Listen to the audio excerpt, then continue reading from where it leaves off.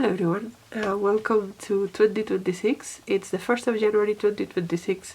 I sound a little bit sick, that's because I'm a little bit sick, but I'm feeling much better than a few days ago, so everything is good. And I thought I will kick off the next Herkian vlog. One of the reasons why I'm excited about filming again is because if you see my board, it's I have completed 12 squares, which is roughly where I wanted to be at this point. But another exciting thing is that there are a lot of squares that are almost done. They need only 1 or 2 books to be finished. So that's what I'm going to attempt to do in January, just finish as many squares as possible. And what I'm going to start with is A Heart So White by Javier Marias, mainly because this has to go back to the library. In principle it has to go down on the 6th, but the 6th is a Tuesday and it's very difficult for me to go on a Tuesday, so I think if I can finish this before Sunday, that will be great. So I have like 4 days and I have already started it.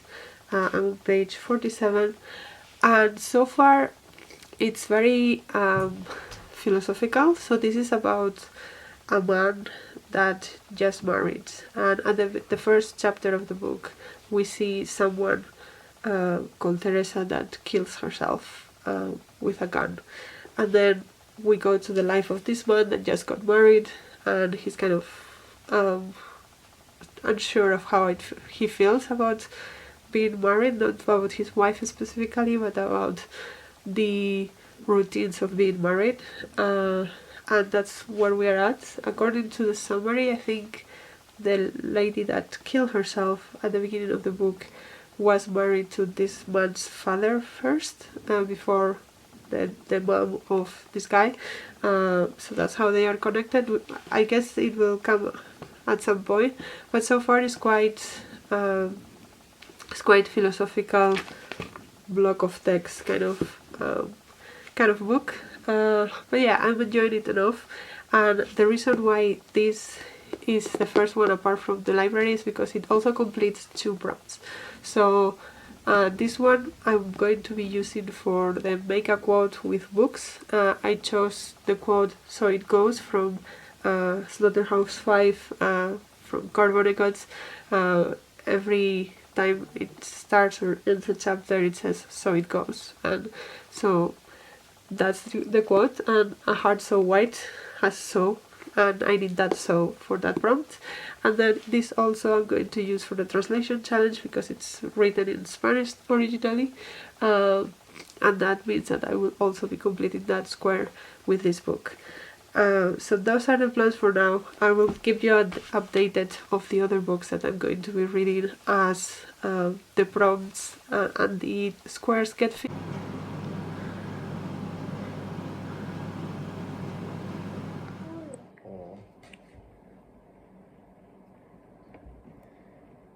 Hello, so it is Friday? It is Friday evening, it's 9. I have been filming quite a few videos because I need to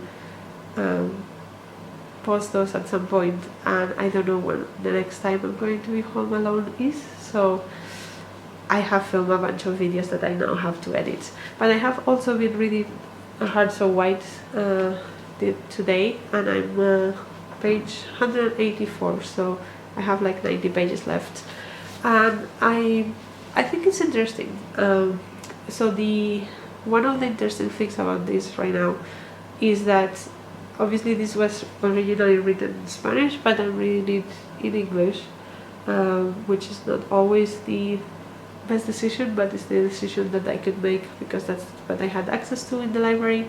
But in this book it actually works quite well because both of the main protagonists, so the main man protagonist and his wife Luisa, are interpreters, and so they work in New York in the UN, they work in other places like that, and they translate a lot of things, and so there's a lot of talk about translation in this book, which I'm finding very interesting to read in the translated form.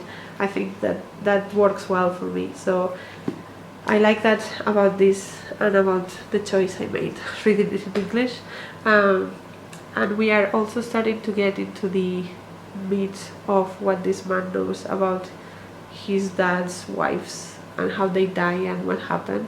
I'm expecting it to be a little bit more focusing on that in what's left of the book, because so far it was mostly talking about him and the married life and how he does like or don't like it. And it doesn't have to do with the fact that he dislikes his wife. He really likes his wife, he's in love with him, he's in love with her, but it's just about him getting used to, you know, going home and not being alone at home. Like he talks about when he goes out with her, and then there is not a talk about, are we going together, are we going separate, am I dropping you off, because they're going to the same place. And he kind of misses that kind of small banter about small things like that. And he seems to miss also, he seems to miss missing her, and he seems to miss making plans with her to get married and what our future is gonna be or stuff like that. Like he seems to now feel like, okay, now we are married, it's finished, like we don't have any more plans to make, which is kind of sad, but it's an interesting conversation to have, I think. So yeah, I'm enjoying it enough so far. Also, I think I wanted to show you something, because you might have seen in the previous clip that I was making something. Basically, I'm making like a blouse thing for Alex. So this is the body part, and I was mostly focusing on making the sleeves because they're gonna go like that. And the reason I'm making this is because she goes to theater, right? And they have a performance at the end of January, and she's supposed to be a princess, but she doesn't have a princess dress, and I don't want to buy her a princess dress for one day and then never wear it again.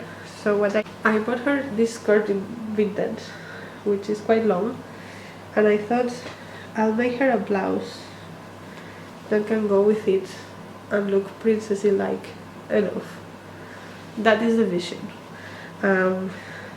And I'm excited about it, but yeah, so far I have made one sleeve. I have to put the elastic on the second sleeve and then tie, like also put it here, and then there is another elastic that goes in the neck, and the pattern doesn't say so, but I think I might also put another elastic on the waist just to make it a little bit more princessy.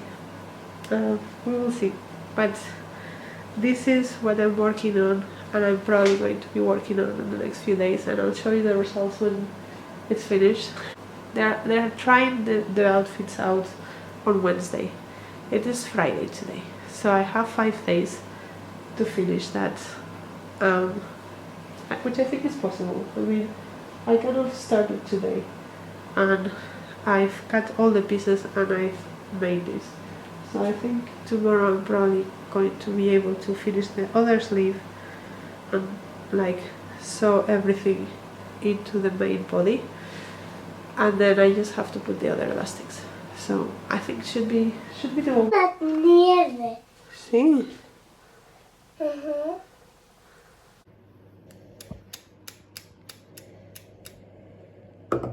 hielo. Blue Guinea.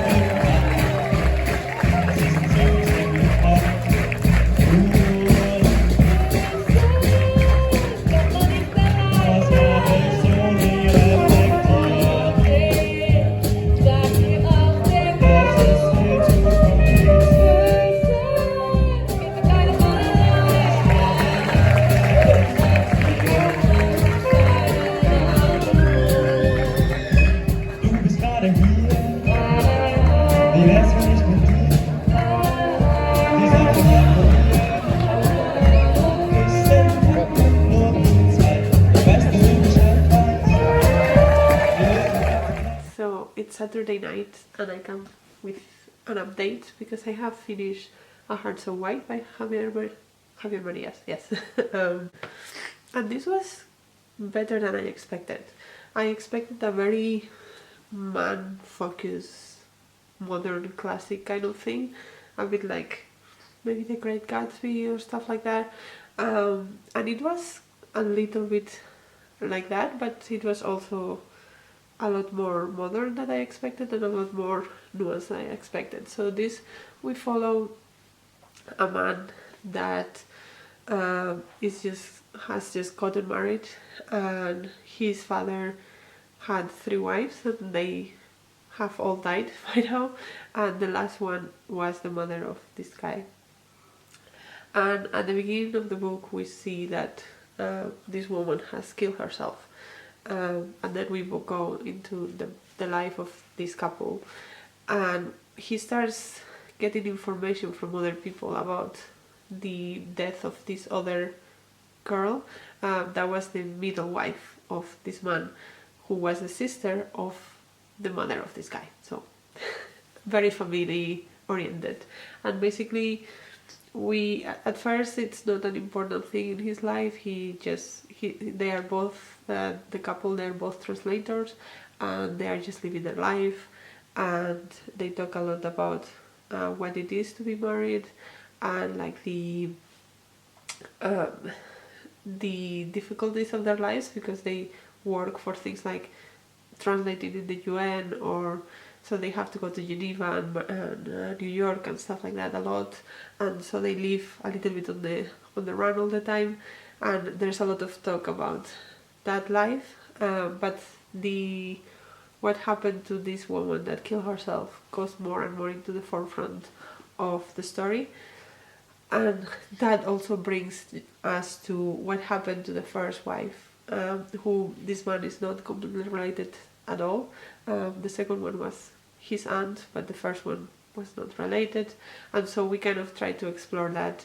And it takes a little bit of a twist on a very classic story, and I think it was very cleverly done. I think it was read in the early 90s, and I think for when it was written it's quite modern in the way that it looks at marriage and women and stuff like that, especially for it being written by a man. So I enjoyed it for that, and I'm happy I read it. And also now this completes 2 prompts, as I said before. So the first prompt that it completes is the translations challenge, and I want to also run through the books that I read for that prompt in general. So the first one that I put there was Grazia Deledda by Mariana Cerca by Grazia Deledda, which was an Italian. Honestly, I read it probably like 6 months ago and I don't remember much about it, so not a big hit. The second one was written in Portuguese originally, and it was The Books That Devoured My Father by Alfonso Cruz. This was terrible. It was so terrible. It was about this boy that his dad is lost and he's a librarian, and so this boy goes into books trying to find his father. Like, he can go into the books and meet some of the like classic characters in stories like Crime and Punishment and things like that. It was incredibly fatphobic in a very disturbing way.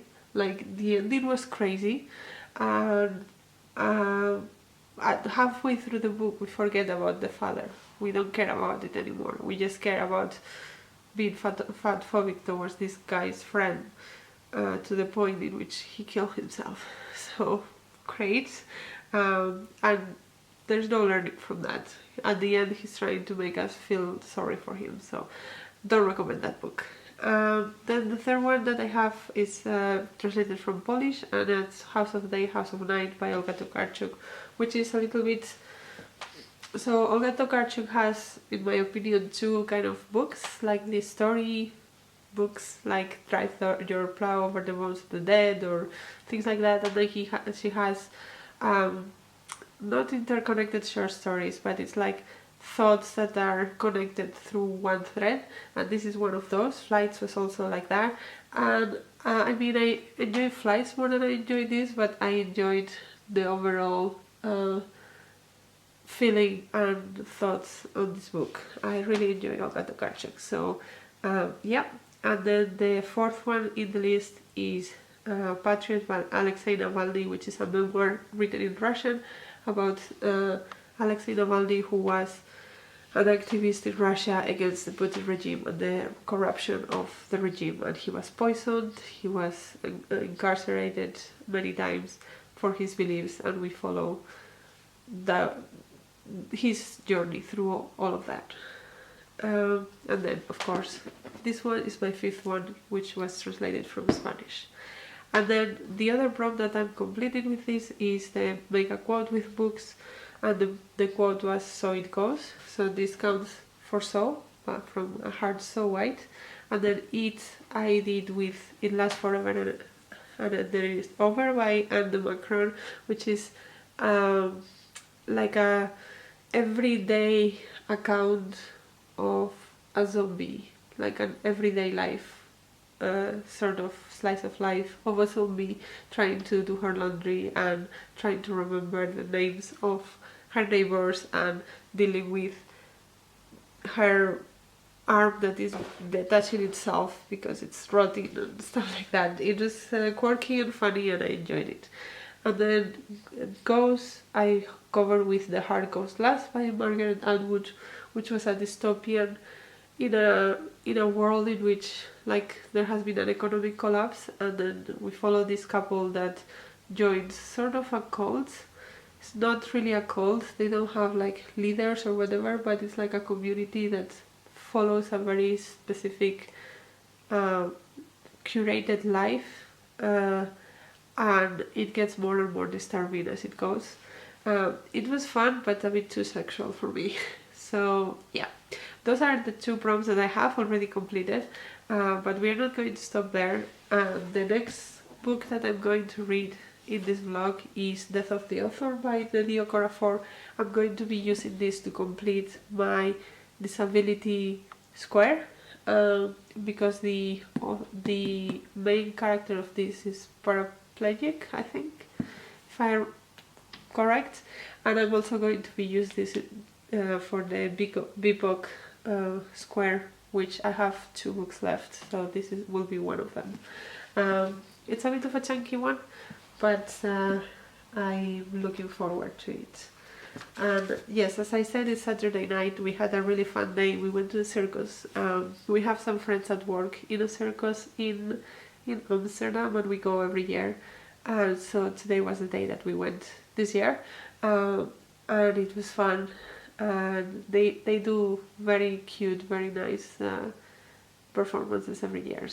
It's almost time for me to go to bed. I think I'm going to do a little bit of editing before I go to bed, and then tomorrow it will be a lot more chill. It's the last Sunday before we have to start back to work for the year, so I'm planning to take it fairly chill.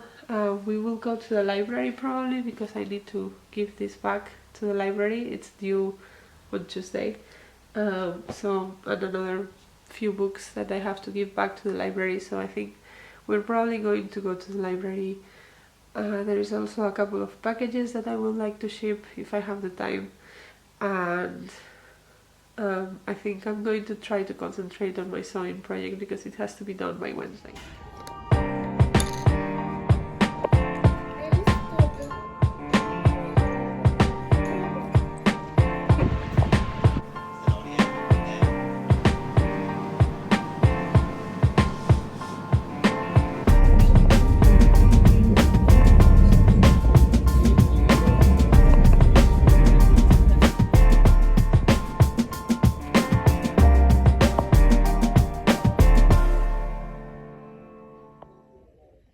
Hello, so it's Tuesday evening and I have some very exciting news. The first one is that I finished this blouse thing for Alex, which is just on time because he needs tomorrow for the theater rehearsal performance thing. I'm not sure if she's super excited about it, but I think she will be once all the other kids are also in costume. And I'll show you a picture of how it looks on her I think it turned out quite okay.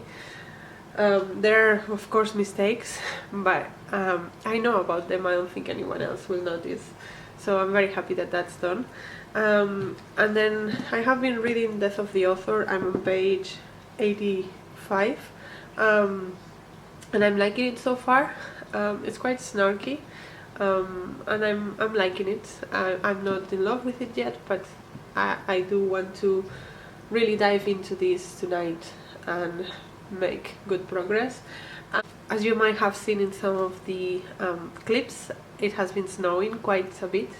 I mean, we don't have like meters of snow, that's not how it snows here, but it has consistently been snowing for a couple of days, and tomorrow is supposed to be the most snowy day of all, and it's supposed to continue after that as well, like for a couple of days, which means that we have been recommended to work from home. A lot of the trains are not going, so I'm probably going to be home for the next 3 days or so. And the other good news is that Alex kind of has made some big steps on her school journey. So she's now going to school full time with the other kids, no problem, which means that I'm not going to be scrambling to do my work, I don't think. And I have finished my second article that I was writing. I need to finish a third one, but I do need to do some experiments next week for that, to just finalize the first draft. But things are moving, things are going, things are happening, and it feels good to finally be like on a groove of something. So that was very exciting for me, and that also means that in the evenings I don't have to work anymore and I can read my book.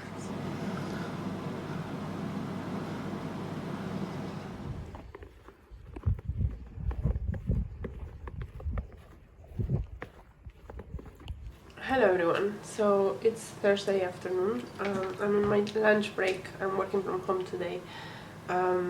Yesterday it snowed a lot, but towards the end of the day it started becoming rain, so now most of the snow is gone, which I'm kind of happy about. Like, I like snow and it was very pretty, but Alex decided that it was too cold for her to walk on, so I had to carry her everywhere yesterday because she refused to step on the snow.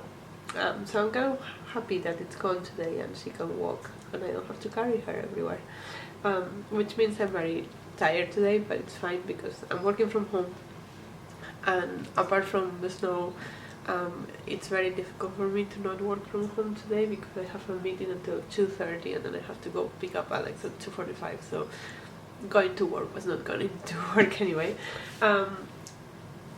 Logistics aside, I have been reading Death of the Author. I am about half, 2/3 of the way in. I'm in page 265, and I'm enjoying this.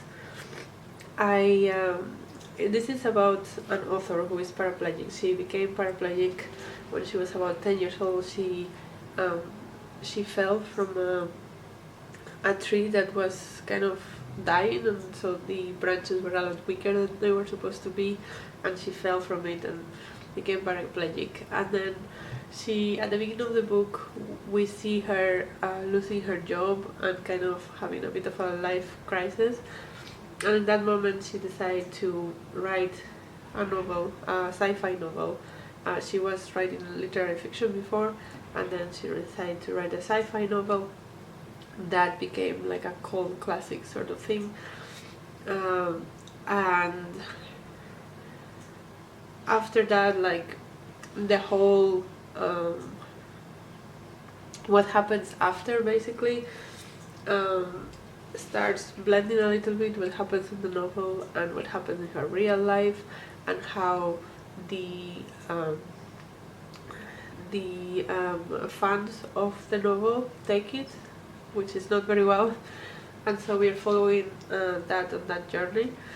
And at the point I am in the book, something has happened that I was not expecting, that came out of nowhere, and we're seeing the consequences of that, and I'm curious to know about how that's gonna tie into the rest of the book and the message of the book.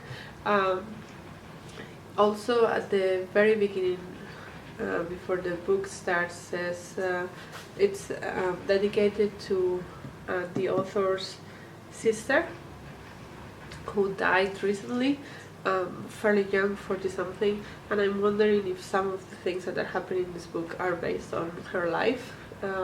One of the characters of the novel that the character writes is called, like, it has the same name as well. So yeah, I'm kind of curious what part of it was based on that life. But yeah, I'm enjoying it. It's not going to be my favorite book ever, I don't think, but I'm enjoying it. I think the reason why a lot of people didn't click with this is because it's fairly slow, which I'm fine with. So yeah, I'm enjoying it, and I will see. I don't think I can finish it today. I still have more than 150 pages left, but I think I'm going to probably finish it tomorrow, which will be nice. I think I'm also working from home tomorrow, just because I'm tired and I don't want to go to the office, and I'm still like, it's still good for us to be around when Alex is in school in case he needs us. So I'll probably work from home tomorrow as well.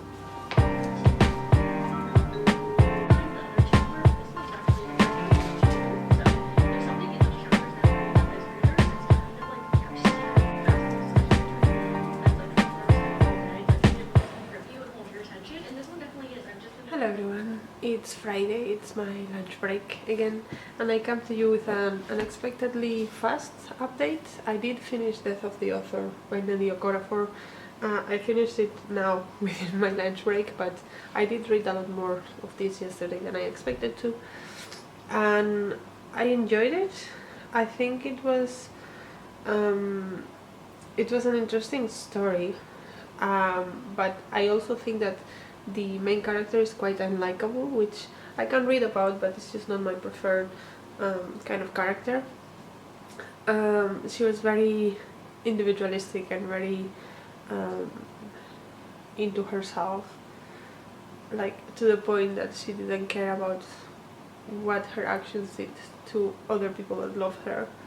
And that is in contrast to her Nigerian past, and Nigerian society is obviously very much into family and what family says, and it also shows like the dark parts of letting family dictate your actions too much.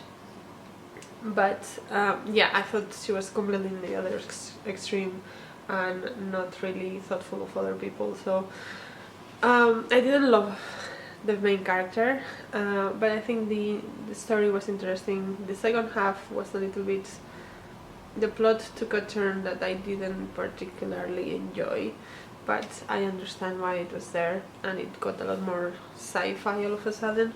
But yeah, overall I enjoyed it. It was a fun read, and that means that I have now completed the disability prompt, which is 5 different books. So the first one I put there was The Wild Remedy by Emma Mitchell, which is a non-fiction about this woman who has a severe, quite severe depression, and she has struggled with it a lot of her life, and there was 1 year in her life, and she decided she was going to go outside every day and observe nature every day, and we go through like what that does to her depression and how it helps her depression, and also through all the natural observations that she makes. It was a good book. It's also organized in months, so it will be nice to like revisit each month of the year. Yeah, I enjoyed it. Then I put The Thursday Murder Club by Richard Osman as my second one, and this is people in an old people's home that try to solve a murder, and so because they are old, they all have a lot of issues with health and mobility. I chose to put this for this. One of the characters had a stroke and was bedbound for a lot of the rest of his life, and that's the character I use as a disability, but also There's other characters that have dementia and other things like that, so those are also disabilities that could go here. I just decided to go for the stroke because that character plays a key role in the plot, and so I thought it's appropriate. Then the third one that I use for the disability rep prompt is a strong female character by Fern Brady. So this is a memoir of Fern Brady being diagnosed with autism, and we start the book with her diagnosis, her telling her dad about her diagnosis, and her dad being very socially awkward about it, and she tries to tell him maybe you should also check yourself, and he's like, no, why, that doesn't make any sense, while doing very autistic things, let's say. But yeah, it was a very interesting look into her thoughts about her diagnosis, and in part she was happy because she had an explanation of all her life experiences, and we go back to when she was younger and how autism manifested then, and why she was not diagnosed with autism back then, because the traits that show in females are often very different from the ones in males. And of course 20 years ago the only people that were recognized as autistic were men that were obsessed with trains, and so women were not diagnosed as often, and she talks about that a lot, and she also goes through what her life is now and how her autism affects her life now, and also the fight to not be completely defined by it, like she's more than just autistic. And so it was very interesting, very well done. I think she's a very interesting person. She is a comedian. I checked some of her comedy sketches online and they were fine. It's not my type of comedy, but still I think the book itself is quite cool. The next one I have in the disability rep is Patriot by Alexei Navalny, because he was a Russian activist, and he did spend a lot of time in prison, and he also was poisoned at some point, and he had to go through a 6-month recovery in the hospital, and he also has a chronic back pain, like really bad back pain, to the point that he cannot walk because of the conditions that he has lived part of his life, prison and all of that, and the ways that he was beaten and all of the things that he has gone through in his life. And so I did put here poisoning because that's one of the things that we explore the most in this book. But yeah, he went through a lot as an activist, and I think that counts as a disability as well. Like if you have such bad back pain that you can not stand, I think that counts as a disability.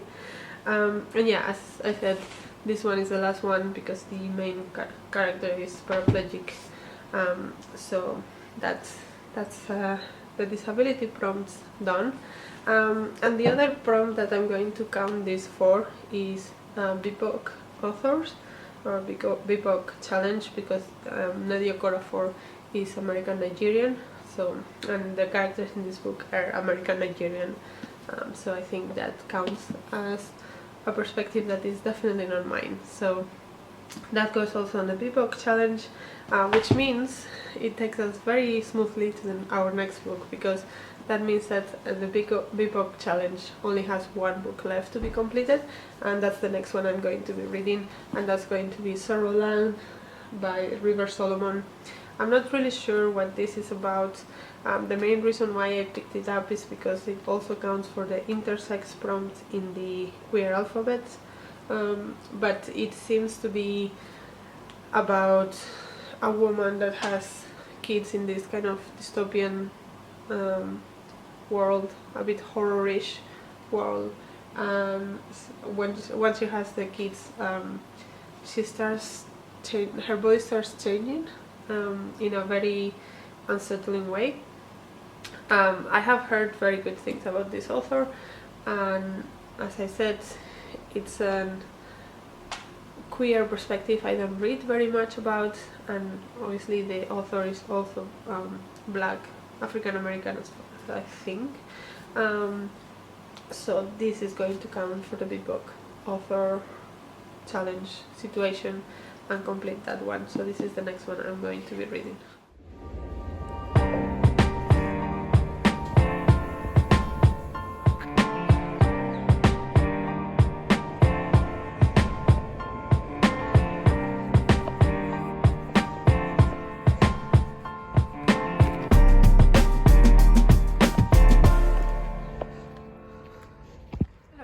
So I'm here because this morning during the birthday, when I was sitting in a cafe just drinking a cup of tea, I did finish Sorrowland by River Solomon, and I think this is a good book.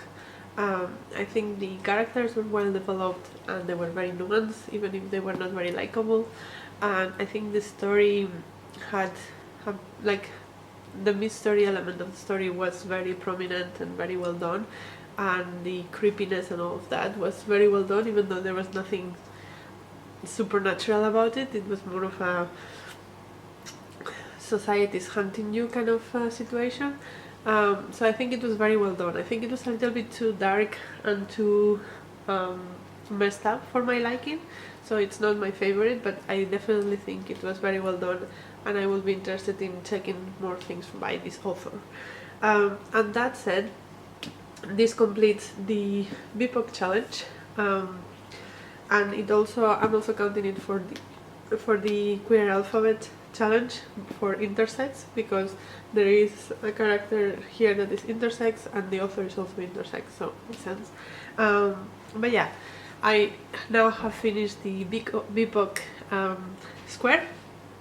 For that I have used Funny in Farsi by Firoze Dumas, I think, which was a memoir of an Iranian moving to the US, and it's supposed to be funny, but it was a little bit too simple for me. Then I also used Hard Lamb by Banu Mushkat, which is a collection of short stories of Muslim Indian women, kind of against the patriarchy. I enjoy some of them. Short stories are not my thing, we all know that, so it's not my favorite, but I enjoyed it, and I see why it won the International Booker the year that it was eligible for it. It's just, personally, it's just not my thing. Then I read How High We Go in the Dark by Sequoia Nagamatsu, which is written by an American Japanese author, and the book is set in Japan. Well, it's all over the world, but there is a prominent several characters in Japan or Japanese, and it's kind of a dystopian end of the world kind of thing, and people trying to figure out how to live and how to try to solve the situation. It was too disjointed for me, I think. I can see why people like it, but it was not, it was too disjointed for me. Then I also read We Are Green and Trembling by Gabriela Cabezón Cámara, which she is an indigenous, I think, Argentinian author, and this is very good. Her writing is always very playful and very out there, and I really enjoy that about her books. Then I read The Art of Gathering by Priya Parker, which was a sort of self-help book about how to organize meetings more effectively and how to make gatherings of any kind more purposeful and meaningful. I thought there was some good advice there, but I also thought it came from a very privileged place of having the energy and the money and the resources to spend doing that for every meeting that you have, rather than just call a friend and be like, I need to have a coffee with you right now, and have a coffee with them. It was more of a, we organize dinner parties and work meetings in the beach and stuff like that. So not particularly my target. I was hoping for something a little bit more, let's say, scientific about they the effects that gathering and having people around that to you as a person, it was not that, but it is what it is. I read it. It's written by an Indian American woman, which therefore it's in this list. Then I have Butter by Asako Yuzuki, which is written by a Japanese author. And this book is about a journalist that goes to interview a person, that, like a woman that is in jail because she killed I think several men, and the way, like, she has been very secretive about what happened to her, and the way they connect is through food. And so there is a lot of talk about food and fat phobia and weight gain and things like that here, but in a very uncomfortable way. I don't think it was, I understand it's not my culture, and therefore in the culture it's set in might be useful to even talk about these things in that way, but where I am now and where my society is now, it felt very icky the way that they talked about the weight gain in this book, so not necessarily recommend. Then I also have Universality by Natasha Brown, which is written by a black British author, and this is kind of like a murder mystery of someone that was killed with a bar of gold, and it has a lot of commentary on the class system in the UK, and also the racism in the UK. I thought it was okay. I prefer her other book, Assembly, a lot more than this one, but it was fine. Then I have An Arcane Inheritance by Camilla Cole, which is written by an African American, and this one is a dark academia fantasy, which I read for the new releases, and because she's African American, therefore different from me, I decided to use it for this prompt as well, and it was fine. It was quite predictable and quite the same. I did like the conversations about race in this book. I think that was well done, but there was too much focus on this love story that I didn't care about, and the setting and the characters felt very cookie cutter, so I'm not super in love with this book, but it was fine. It was a good time when I was reading it. Then I have Death of the Author, which I have already talked about, and Sorrowland, which I have also talked about. So that's the BIPOC challenge completed. And now there is no obvious choice for the next prompt anymore, but there are still a few prompts that I want to tackle in this vlog, because they are quite close, but it's not like I read a book and it's finished. So the three prompts that I have to complete is the Heritage Months, which I have 2 books left for. The Animals Are Better, which I have 3 prompts left, which is more than half, but still I'll talk about that in a second. And the Around the World prompt. So basically what's happening, the Heritage Month, my plan is to read Bestiary by Kim Ming Chang as the Asian Pacific Islander book, because this is I think I don't know if it's Chinese, Malaysian, Vietnamese author. I don't know exactly, but it's from one of those, and it's about migrating to the US, and there is I believe it's magical realism, and it's like there is a magical realism element that involves a tiger, as far as I understand, at least a tiger. So I'm planning to use this for the zoo animals as well. And then the other one that I'm using for the Heritage Month, the one that I have to complete, is Jewish Heritage, and for that I want to read the graphic novel Mouse by Art Spiegelman. I don't have a copy yet. I have a hold in the library, and the person that has it now is supposed to return it to the library on Wednesday. I don't know if I will get it on Wednesday or like sometime at the end of this week. I should have a copy of Mouse by Art Spiegelman for that prompt. And then for the Around the World prompts, I have 2 books left. One is optional, but I'm doing it anyway. So I have Foul Eologies by Lucy Rico, which is written in French, and it's translated from French, and I believe it is set in France, about a woman that goes back to the village to take over the farm of her mother, if I understand correctly. And this counts for Europe, but also counts for the animal prompt for farm animals, which means that with these 2 books for the other 2 prompts, I only have 1 book left for the animal prompt as well. That's why I'm doing it this way. And then the other prompt for Around the World that I have to complete is Antarctica, which is optional, but I'm doing it. And for that I chose Migrations by Charlotte McConaughey. This, I believe, is about it's a dystopian set in a world in which all wild animals are dying, and so this woman is going in the migrations from these birds, this like last birds of the world, from the Arctic to Antarctica. So that's why I think it counts for Antarctica.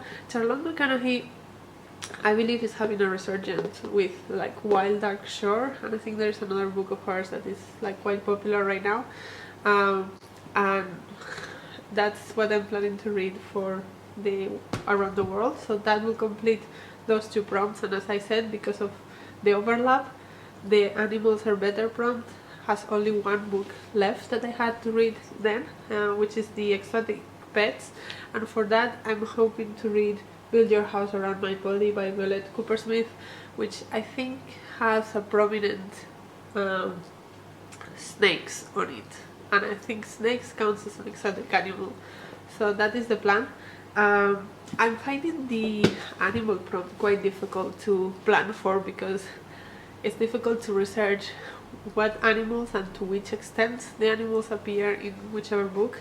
There were several times I thought I had the farm animals down, but because there were horses in a couple of books that I read, but the horses were in like 2 pages, and then I was like, yeah, that's not enough.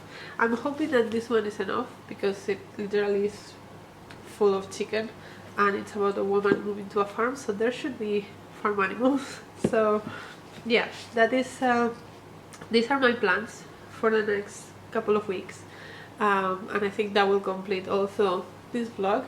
I have started Bestiary by Kim Ming Chang.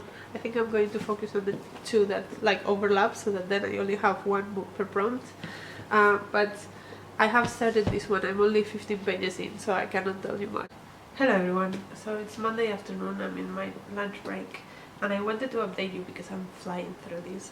I am on page 102, so almost halfway through. I think it's 250 pages, and I'm liking it. It's reading super fast.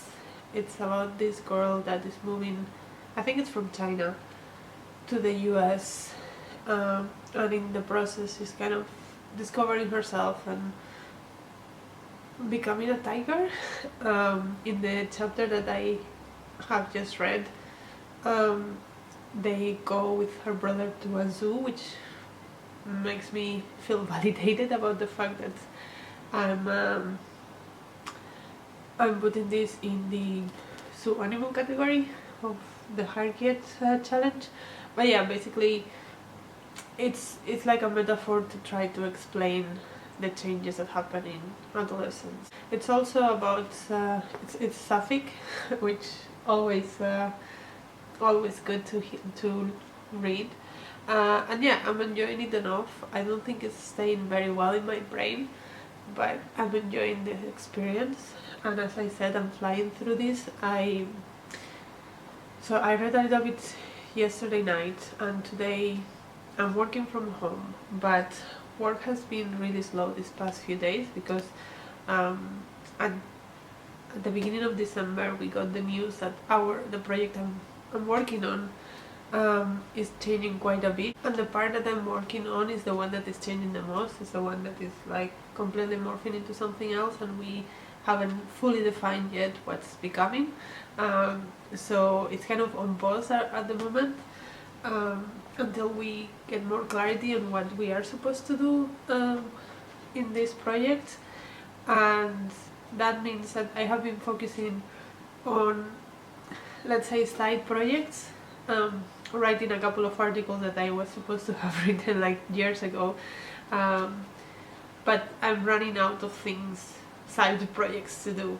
I have one more article, but I need to do some experiments to finish that off. I have done all I can do at the moment, and I'm planning to do those experiments at the end of this week, but until then I cannot make any more progress on that. So I have basically just been organizing files on my computer, and when they were copying from one place to another, I was like reading a chapter here and there of this, so I read another 50 pages like that. It's really like we are just on pause, which is very frustrating because it feels like nothing is happening, but at least I guess it gives me a bit of a break at work. I am 100 pages in. I think I'm going to continue doing that this afternoon, which means I will read another chunk of this. And also today Alex is going to daycare again for the first time in like a month, 2 months, because not because I really need it, but because we want to try to build up the daycare aspect of going to school as well. I'm going to pick her up quite early, but still that means that because I'm working from home and I don't have to commute, I have an extra hour or half an hour where I can again read this. So there's a possibility that I might finish this today, which is crazy because I will be almost reading this in a day and a day and a little bit, which I haven't done in a really long time.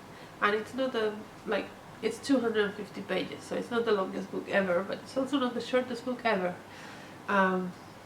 So yeah, that's gonna be interesting, and I'll update you when or if that happens and what I pick now up next.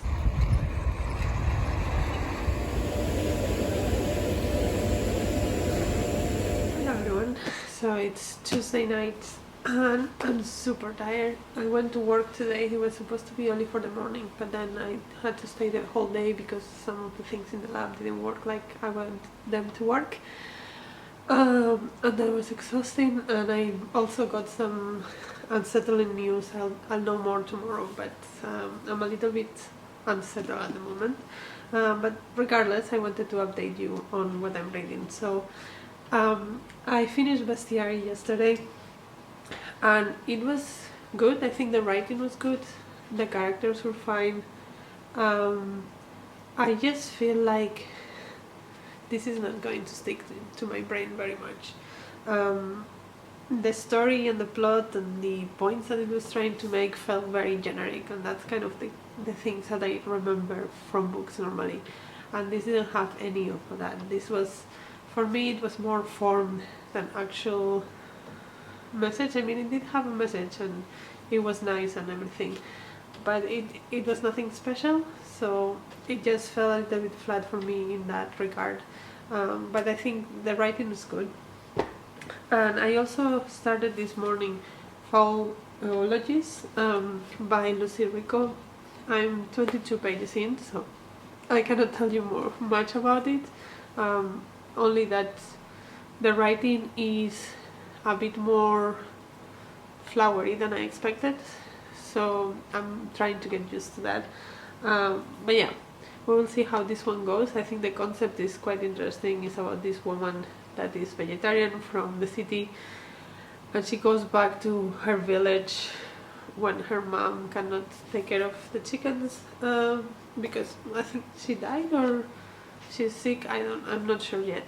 But she, like, it starts the book with an image of this woman thinking about killing this chicken, even though she's vegetarian and she's kind of not very comfortable with the idea. And also in the whole town or village, she's known as the weird kid that left because she didn't fit, and now she has to go back. So that's going to be also an interesting storyline, I feel. So yeah, I'm interested to read more of this. I'm not sure how much I'm going to read tonight because honestly, if we are honest with ourselves, my brain is so scattered. I'm probably just going to watch some YouTube and scroll on my phone the majority of the time. But I will try to read some of this at some point. Right, now then. Timer again. 3 minutes.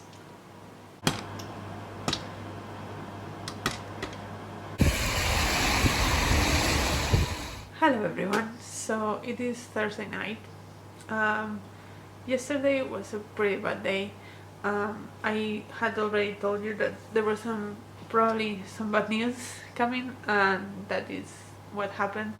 I was going to start this new job in March, and as things stand, that is not longer going to happen, because the company that I was going to go work for has some financial troubles, and so they can no longer afford me, and that means that I do have to look for another job pretty fast. My current employer, I have talked to them and they said they might be able to extend my current job for a few months, so that it gives me a little bit more time, and also talk to their connections to see if I can relocate somewhere else in a relatively short time. So I'm working on that. I'm also just applying for jobs at the moment and looking for jobs. It was a pretty bad news, not just because of the unemployment situation, but also because looking for jobs is never fun. But it is what it is, and I'll have to deal with it however I can. So we will see how that goes. On the good news side, I did finish Fall Biologist by Lucy Rico, and I really liked it. So this follows a woman that moves from the city to the village where her mom had a chicken farm. Her mom has died, and now she has inherited the chicken farm with all the chickens, and she knows the names of the chickens and stuff because she also grew up around the farm and her mom talked about them. And so she's a vegetarian, and not necessarily because she thinks, like, not one of those people that gets nauseous if someone eats meat in front of them or anything. It's just her personal choice, and so she decides to continue the business in a more humane way. So she gets to know the chickens' personalities, and she kills them in a way that she thinks would be the best way for them, and she writes little eulogies for each of them, like this, for example. We get some of the chickens eulogies about their personalities, who they were, and then he puts them in the packages, and she also refuses to sell parts of chickens. She sells the whole chicken with the whole story of the chicken.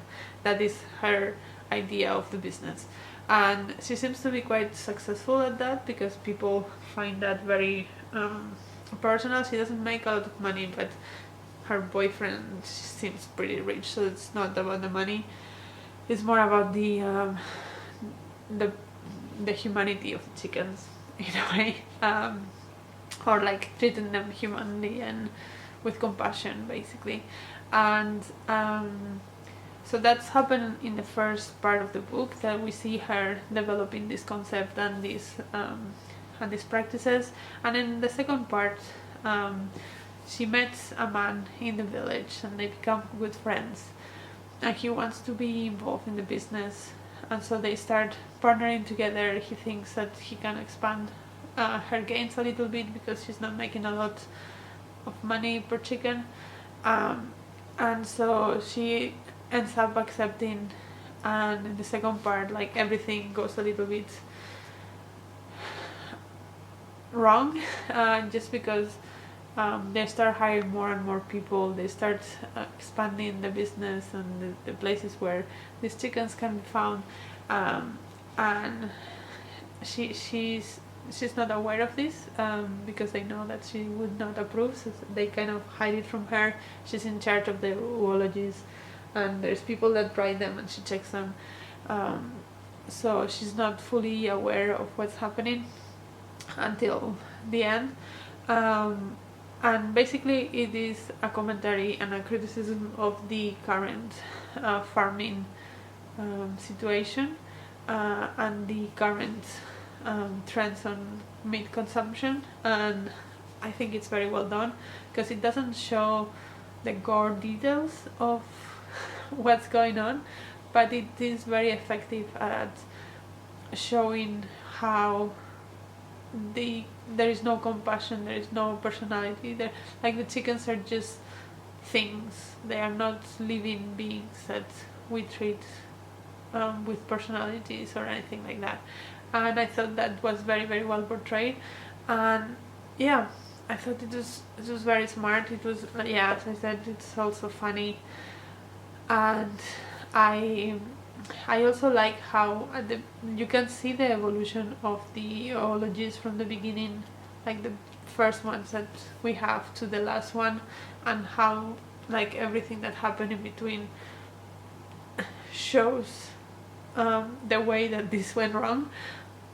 And yeah, very nice book to read. I would really recommend.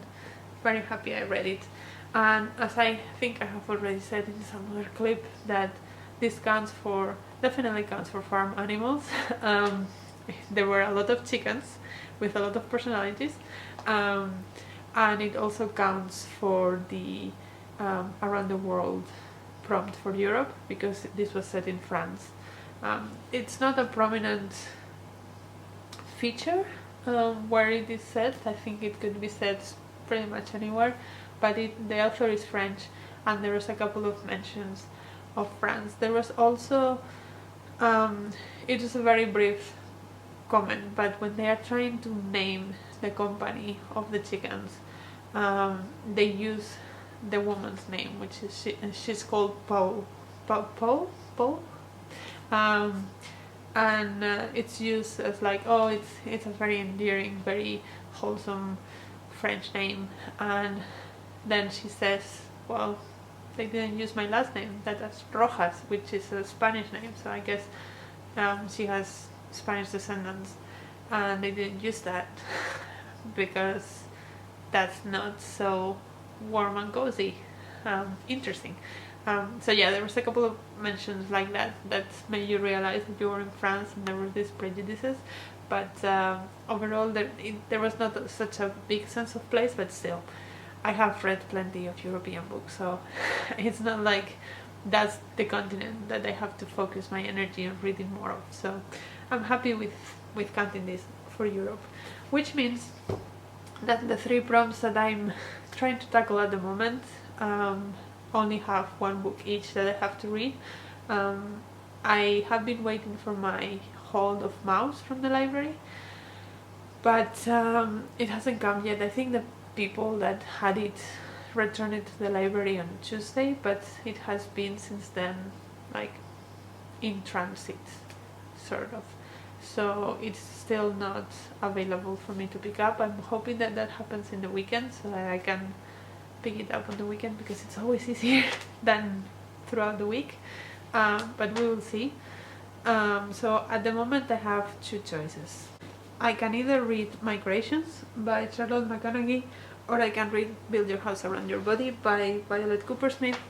I was going to start with this one because it's a chunkier one, and I thought getting the chunky one out of the way faster might be better, and I have heard very good things about it, but with everything that has happened, I just feel like short might be the way to go.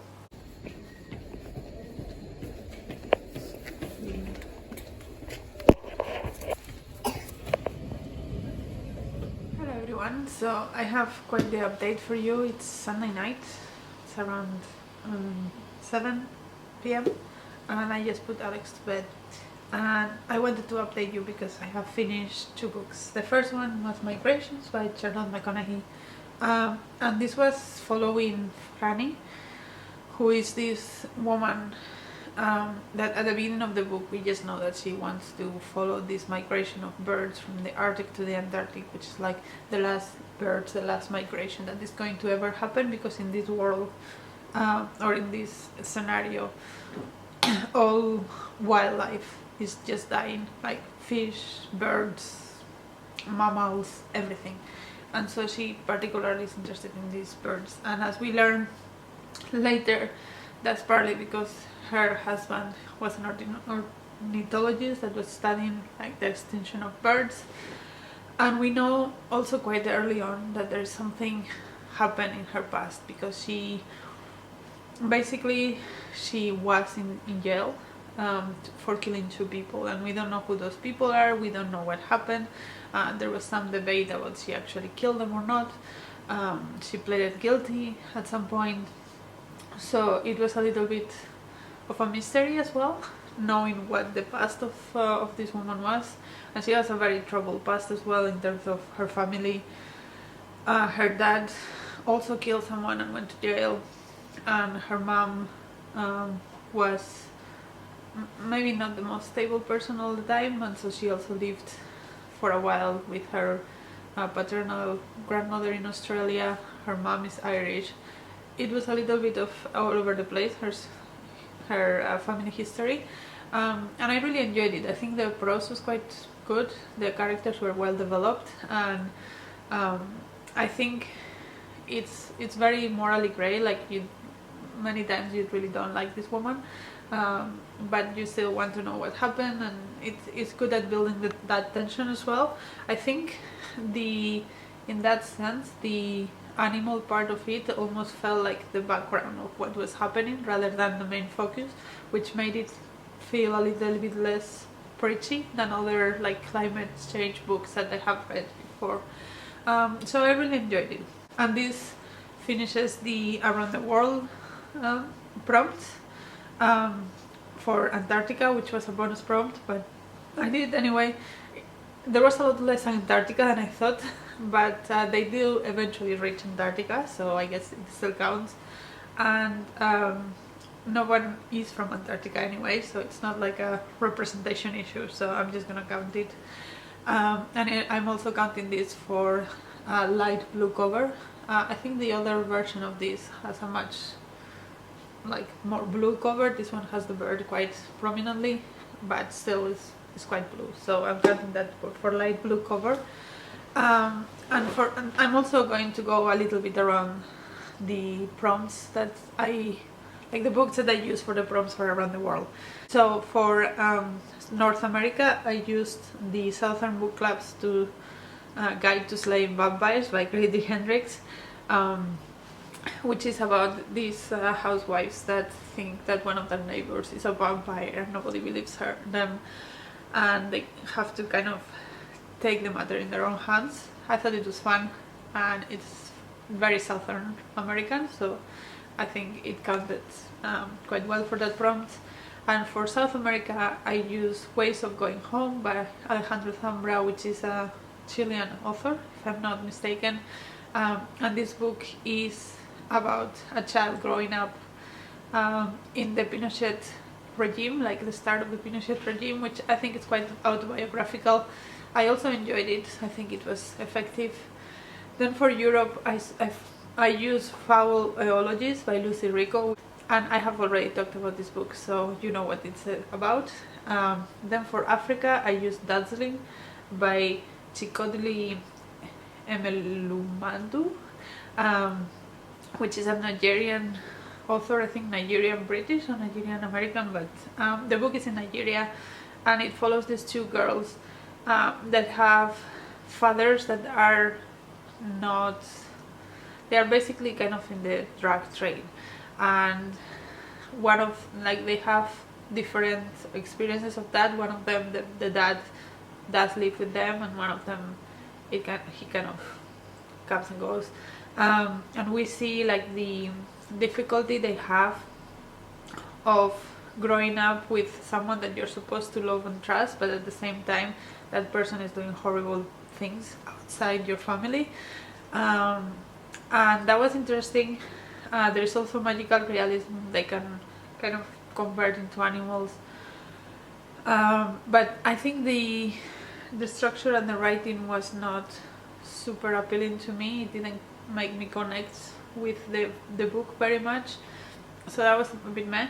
For Asia, I used Butter by Asako Yuzuki, which is about a journalist trying to uncover the story of this woman that murdered people, and they connect through food, and that is the basis of which this woman, the murdered woman, starts sharing her story with the journalist, and the journalist herself goes also through a change because this interest in food makes her gain weight a lot, and we see the societal view of that particular thing, which is not very good, and that's one of the main points of the book, I think, is commenting on the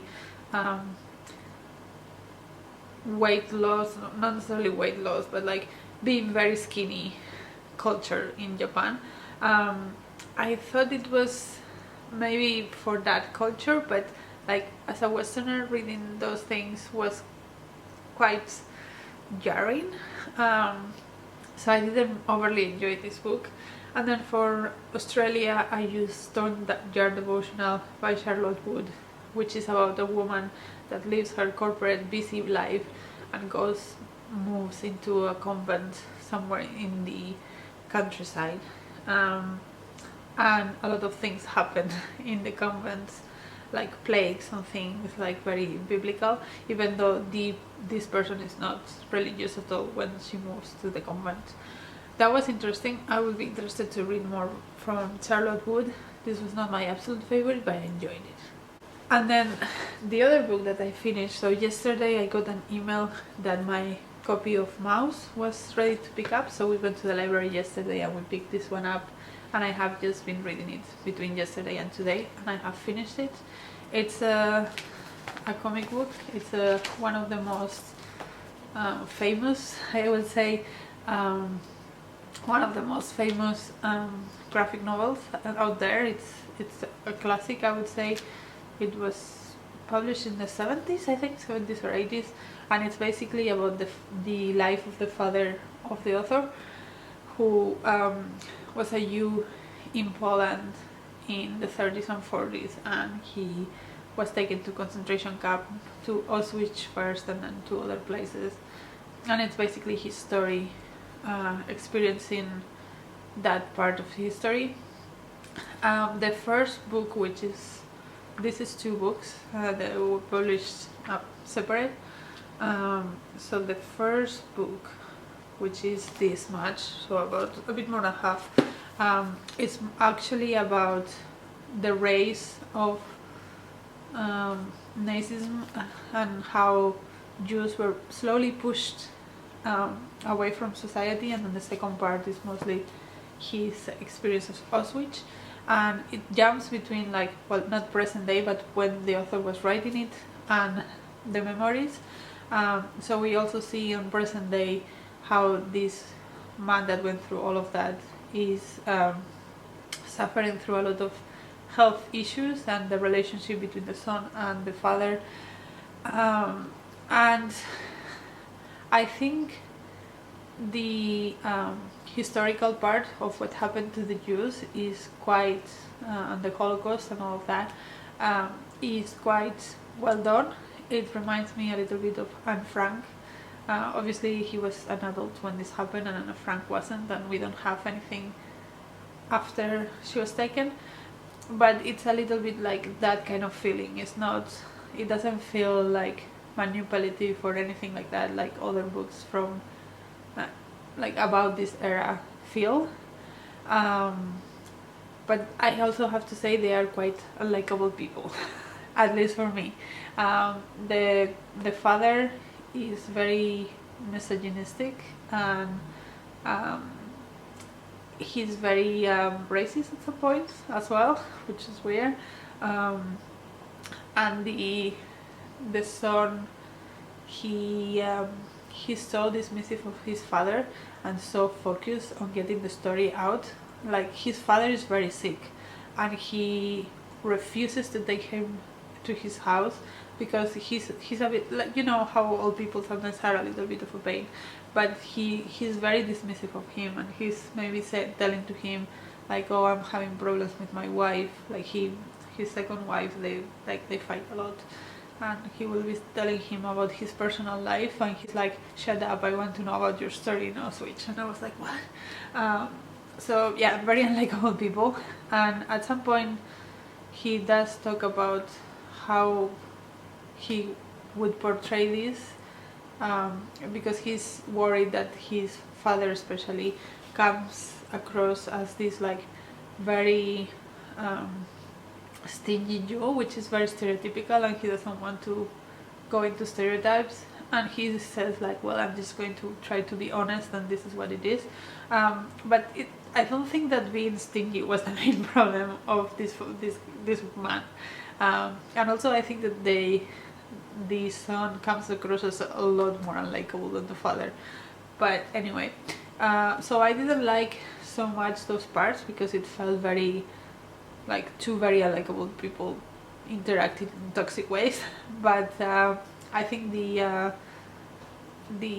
like Holocaust part is very valuable, so I enjoyed that.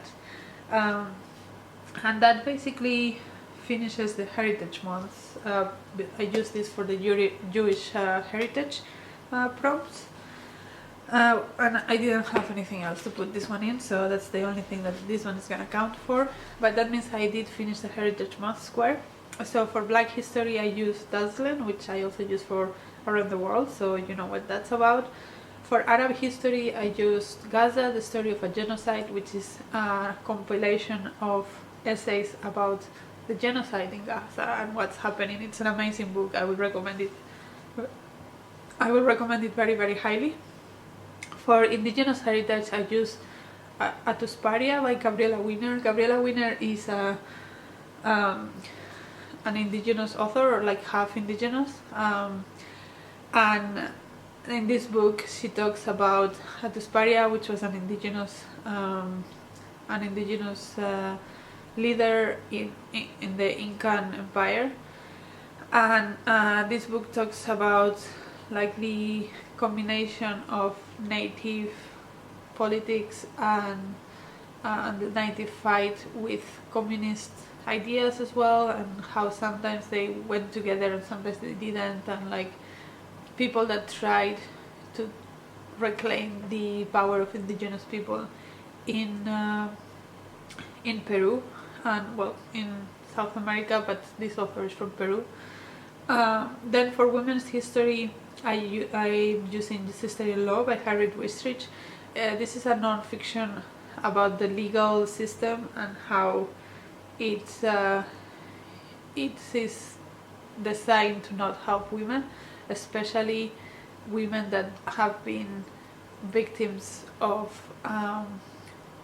sexual violence and abusive relationships and all of that, and how it is often the job of the victim to prove that she was right and go through all of this pain without knowing if that's gonna end on anything. And also like how, like for example, women that kill their abusers are treated in a very diminishing way.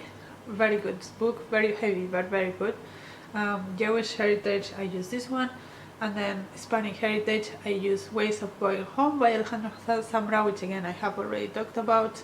For LGBTQ plus Pride I use A Circle Outside by Linda Rosewood. This book is basically about a commune of lesbians that kind of, I think it's in California, they make a community, and it is very I think it's a bit of a drama sometimes, the relationship of these women and how they deal with each other. What I liked is that it was a commune of lesbians, but it was not like they had established relationships with like couples that were there, and it was not like cheating with each other and all of that was a common thing or an acceptable thing. And I think that was portrayed really well in this book. Then for Asian American Pacific Islander Heritage I use Bestiary by Kim In Chang, which I have already talked about in this vlog as well. And then for Disability Pride I use Strong Female Character by Fern Brady, which is her memoir of being diagnosed with autism and how that affected her life and her perception of her past as well. And she's very funny, she's a comedian, so this book was really good and really funny as well, and I really enjoyed it. So yeah, those are the 2 prompts done, and the only prompt that I have left to finish in this video is going to be the animal prompt, and for that I need to read Build Your House Around My Body by Violet Coppersmith, which I believe has a lot of snakes. There is a snake on the cover, and also if you open the book there is like a snake on the title page, so I'm expecting snakes and I'm going to go on that as exotic pets. But yeah, I haven't started it yet, so I don't have anything to say about that yet.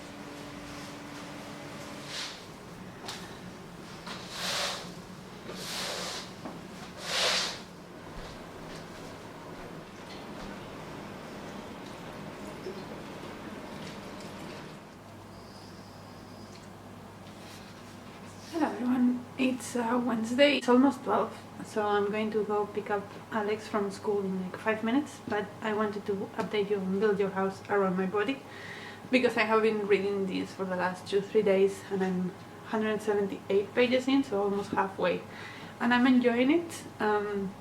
This follows 2 Vietnamese girls that disappear, and we kind of try to solve why they disappeared. There's a lot of magical realism things in this, like ghosts, and there are also, like, there is a fortune teller that tries to talk to ghosts. There's also some snakes that were released into the forest and looks like might play a role. There hasn't been too many snakes as I was expecting, but that's fine. But yeah, I'm enjoying it. It's the writing style is quite easy to read, but the chapters are really long, which always makes me slower reader because I'm always afraid to get into it when I don't have too much time and then I have to read for an hour to finish a chapter. But yeah, I'm enjoying it. I'm liking the characters and the story. I don't think it's one of those books that is going to stay with me for a really long time, but I'm still enjoying it for what it is. So yeah, I will continue reading this in the next few days and I will let you know probably when I finish. Hello everyone, so it is Thursday afternoon. I am again in my lunch break and I wanted to update you because while I copied files today, I did finish Build Your House Around My Body by Violet Coppersmith. And this was it was a good story.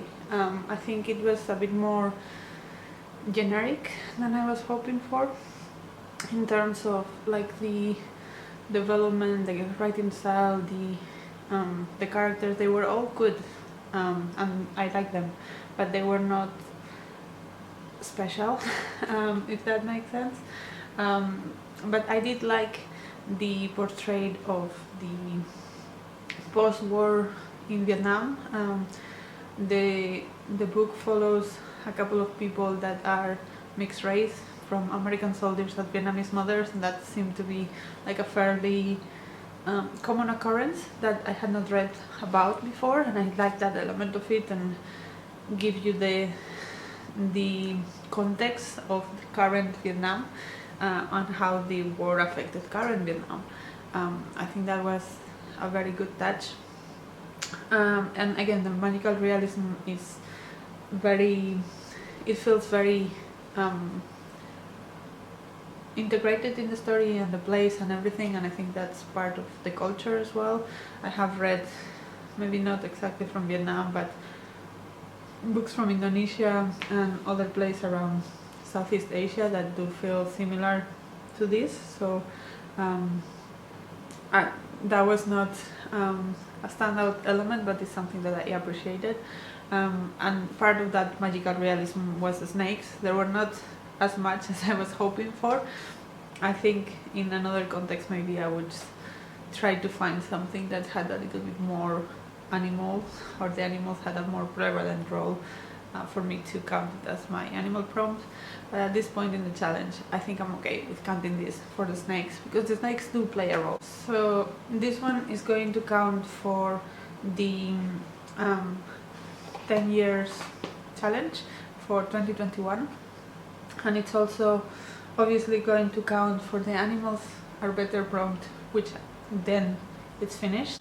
And as it is tradition at this point, I want to run down through the books that I have to complete that challenge. So for house pets, I put Assassin's Apprentice by Robin Hobb, because there is the main character Fitz can talk to animals, and he discovered that through this very special bond that they form with a dog. And even though the dog is not really part of the story, like it was killed when the story, I don't know if when the story starts, but or very after the story starts, I don't remember anymore, but there's still a lot of talk about that dog and how it formed their relationship and define a lot of what this boy is. So that's why I think it fits quite well with the house pets. Then for exotic pets, I got Build Your House Around My Body, because snakes. For farm animals, I have Pholeologies by Lucy Rico, which I have also already talked about. For wild animals, I put The Wind in the Willows, because this is animals have their own like personalization, human-like characteristics, and there are several animals in this that are prominent. There is a mole, there is a toad, and some other, I think there's a rat as well. So they are not the big wild animals like bears and elephants, but they are the kind of wildlife that you will find around here anyway, and they are all also wild after all. So that's what is going to count for that. And then for zoo animals, I have Bestiary by Kim Min-jin, which again I have already talked about. So that is the end of this vlog. This is the end of all the challenges that I have completed. I think we have completed like 7 challenges in this video, and my bingo board is looking quite well. I only have 6 prompts left. 2 of them I have not completed anything yet, because they are the award and non-fiction squares, and I'm saving those for the Women's Prize for Non-Fiction longlist that is coming out next month. I'm very excited about it. And then the other ones are actually almost done as well. So I think we are going to finish this challenge quite early in the next 2 or 3 months, which is very exciting for me. So look forward to that, and yeah, let me know if you like this video, if you liked any of the books I've talked about, and how are you doing with your Hurricane challenge. And until next video.